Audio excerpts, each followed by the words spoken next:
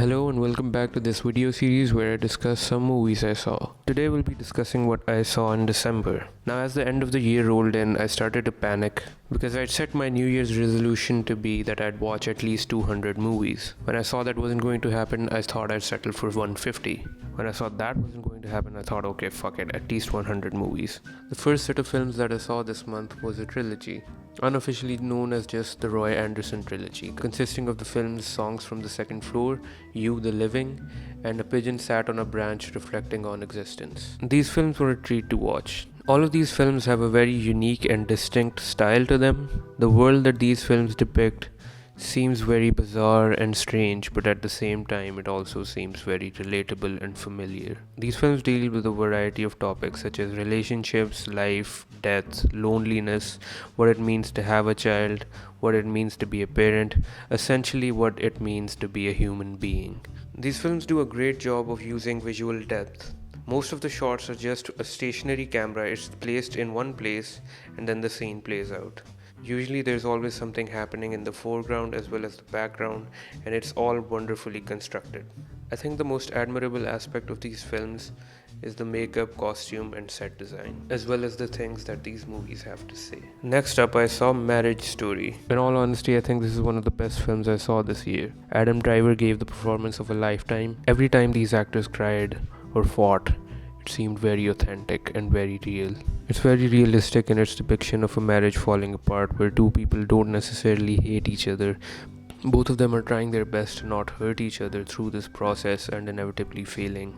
The next movie I saw was the new Quentin Tarantino movie, Once Upon a Time in Hollywood. This is by far one of the most flawed movies that Quentin Tarantino has wrote up to this point, but it is a lot of fun. At this point, I think Tarantino has become self-aware that every time he makes a movie, he's supposed to make a Quentin Tarantino movie. This is him trying his hardest to make a Tarantino movie. And while I'll say that it meanders and it's very self-indulgent, it still is a lot of fun. Also, I think this movie has the highest number of feet shots out of any Tarantino movie. The next movie I saw was The Irishman. There was a lot of hype around this movie and boy did it deliver. Don't let yourself be intimidated by the 3.5 hour runtime as it just flies by. There is not a single dull moment in this film and every single scene is necessary, important and moves the story forward. Al Pacino and Robert De Niro give amazing performances. It's been a long time since I've seen these actors actually care about something that they're in. And other than that, Joe Pesci comes back to give the performance of a lifetime. Joe Pesci absolutely commands every scene that he's in. It's also a very vulnerable movie that addresses things like aging and dying and death and how a life of crime can catch up to you. The next movie I saw was I, Daniel Blake by Ken Loach. I, Daniel Blake tells the story of a man who has just survived a heart attack. He can't go back to his job, but at the same time he can't get his unemployment checks. It depicts how long and winding cyclical government procedures and form filling and interviews can really tear a person down to the point where they feel they have no other options left. All of the performances are great and I have a sense of realism to them. I'm always apprehensive about child actors in movies, but the child actors in this movie did a wonderful job as well. Next up, I saw Police Story 1 and 2. Jackie Chan films are always great for the stunts and the hand-to-hand combat. I like Police Story 1 a lot more than Police Story 2 since, let's be honest, the plot in both of these movies is not very interesting. And Police Story 1 has a lot more action set pieces and fights that can keep you engaged compared to Police Story 2. If you're into insane stunts and insane fights and just a classic fun Jackie Chan movie, go watch these. Next up, I saw The Apartment Trilogy by Roman Polanski. Repulsion was very interesting to watch because it was one of Polanski's first movies, and it's interesting to see the earlier works of talented filmmakers and how they gain their footing. The most admirable aspect of this movie is the way Polanski works with the camera. It's very fun, it's very dynamic. The camera seems like its own character in this movie, moving through doors, moving up and down, going through keyholes. It's a very interesting movie to watch. Next up in the Apartment Trilogy, I saw Rosemary's Baby. Yeah, it's great. It's very good. There's really nothing I can say that hasn't been said before. The only flaw I could find was that some of the dialogue seemed kind of unnatural and some of the delivery was very stilted. But other than that, this is pretty much a perfect movie.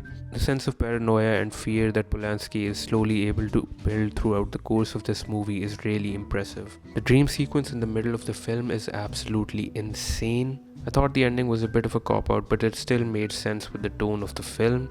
It's absolutely sinister, it's very creepy, and it's insanely well made. The final film in the apartment trilogy is The Tenant, starring Roman Polanski himself. This movie made me believe that Polanski is a fucking alien. I'm pretty sure he's playing himself in this movie, and holy shit, he does not seem human. Even during the normal scenes, he just acts and behaves in such a weird way that just gives me the creeps. As for the movie itself, it's also very well made. There are some genuinely very creepy moments. Roman Polanski's performance is just hilarious. The next movie I saw is my favorite film of 2019, and the film is, yeah, you guessed it, it's The Lighthouse. This movie has been my most anticipated movie of the year. I had been looking forward to watching it ever since the reviewers I follow all over the internet started raving about it. Everyone was saying how this film is revolutionary, how this film is one of the best and will be remembered and talked about over the years, and boy were they right. Holy shit, there's not a single aspect of this movie that I don't love. The costume, the performances, the dialogue, the cinematography, the set design, everything is just perfect. I think this is the best Willem Dafoe performance I've ever seen from him. And even though Willem Dafoe gives the performance of a lifetime, Robert Pattinson still matches up to him very, very well. The fact that it depicts such a simple story, two workers working on a lighthouse on a remote island, and it manages to be so interesting and without one single dull moment in it, it's really an achievement. This is a movie I've still been thinking about days after I saw it, and I can't wait to return to it again. And the final film I saw this year was Buffalo 66. There are some very weird and different stylistic choices in this film which make it very unique and strange and fun to see. It also features one of the most unlikable characters in the history of film, but that's what makes it very interesting. The writing and performances are very well done, and the sort of cheap and gritty look of the film sort of adds to the charm. I had a few problems with this film, mainly the fact that some of the motivations and actions of some of the characters seemed very uncharacteristic and didn't make much sense. I also didn't like the ending very much, but that's more of a personal preference thing than a flaw. That's all the movies I saw in December. Here's to a new year. I'm setting a goal again for 200 movies this year. Hopefully I'll be able to achieve it this time. Thank you, and I'll see you next month.